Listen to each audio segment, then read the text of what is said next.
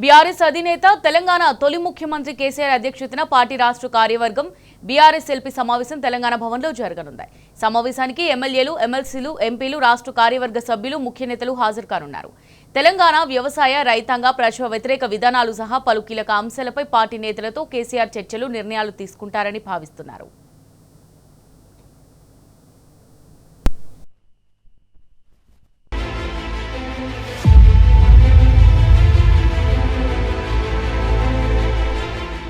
తెలంగాణ తొలి ముఖ్యమంత్రి బీఆర్ఎస్ అధినేత కేసీఆర్ అధ్యక్షతన బీఆర్ఎస్ ఎల్పీ పార్టీ రాష్ట్ర కార్యవర్గ విస్తృత స్థాయి సంయుక్త సమావేశం జరగనుంది.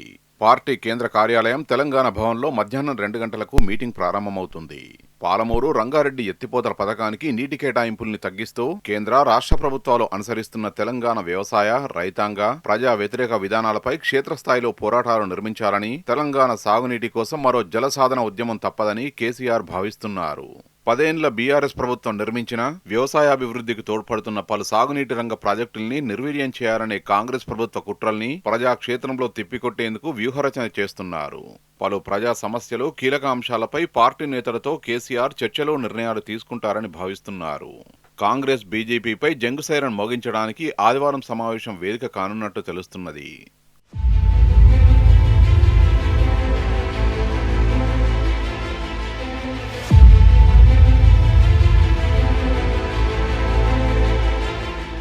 గోదావరి, కృష్ణా జలాలను ఏపీ కొల్లగొడుతున్నా రేవంత్ సర్కార్ మాత్రం మొద్దు నిద్రపోతోంది.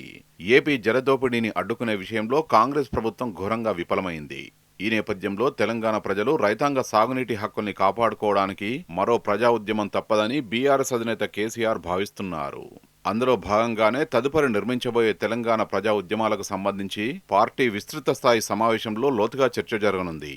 పాలమూరు రంగారెడ్డి ఎత్తిపోతల ప్రాజెక్టుకు గత బీఆర్ఎస్ ప్రభుత్వం 90 టీఎంసీలు కేటాయిస్తే కాంగ్రెస్ ప్రభుత్వం కేవలం 45 టీఎంసీలు ఇస్తే చాలని కేంద్రం ముందు మోకరిల్లడాన్ని సమావేశం కేంద్రంగా ఎండగట్టనున్నారు. రాష్ట్ర నీటిపారుదల శాఖ మంత్రి ఉత్తమ్ కుమార్ రెడ్డి 45 టీఎంసీలకు అంగీకరించడం రాష్ట్ర రైతాంగ ప్రయోజనాన్ని తాకట్టు పెట్టడమేనని తేల్చి చెప్పనున్నారు.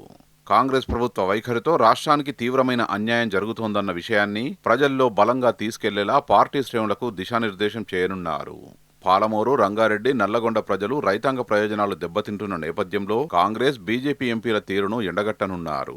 తెలంగాణ ప్రయోజనాలకు, రైతాంగ ప్రయోజనాలకు కేంద్రంలోని బీజేపీ సర్కారు గండి కొడుతున్నదనేది స్పష్టమవుతున్నది. రాష్ట్రానికి సాగునీటి విషయంలో కేంద్ర బీజేపీ చేస్తున్న అన్యాయాన్ని, కావేరీ తదితర నదుల అనుసంధానం పేరుతో ఏపీ జలదోపిడీకి సహకరిస్తున్న కేంద్ర బీజేపీ విధానాన్ని ఎదుర్కోవాలంటే పోరాటమే శరణ్యమన్న ఆలోచనను కేసీఆర్ వివరించే అవకాశముంది. తెలంగాణ సమాజం ఆ దిశగా ప్రత్యక్ష పోరాటాలు చేసేందుకు సమాయత్తమయ్యేలా దిశానిర్దేశం చేయనున్నారు.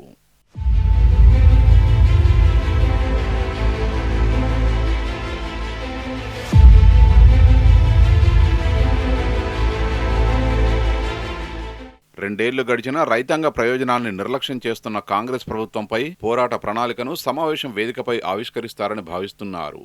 పాలమూరు రంగారెడ్డి ఎత్తిపోతల ప్రాజెక్టుకు కృష్ణా జలాల్లో కేవలం 45 టీఎంసీలకు ఒప్పుకోవడం అనేది ఘోరాతి ఘోరం, దుర్మార్గం. కాబట్టి సాగునీటి విషయంలో, అందులోనూ తెలంగాణ రైతాంగ ప్రయోజనాల్ని కాపాడే విషయంలో బీఆర్ఎస్ ఎన్నటికీ రాజీ పడబోదన్న సందేశాన్ని తెలంగాణ ప్రజలకు ఇవ్వనున్నారు. కాంగ్రెస్ సర్కారు వచ్చాక తెలంగాణకు జరుగుతున్న అన్యాయాలు, ప్రభుత్వ నిర్లక్ష్యం, పార్టీ సంస్థాగత నిర్మాణ విషయాలు సహా పలు అంశాల్ని ఈ సమావేశంలో చర్చించనున్నారు.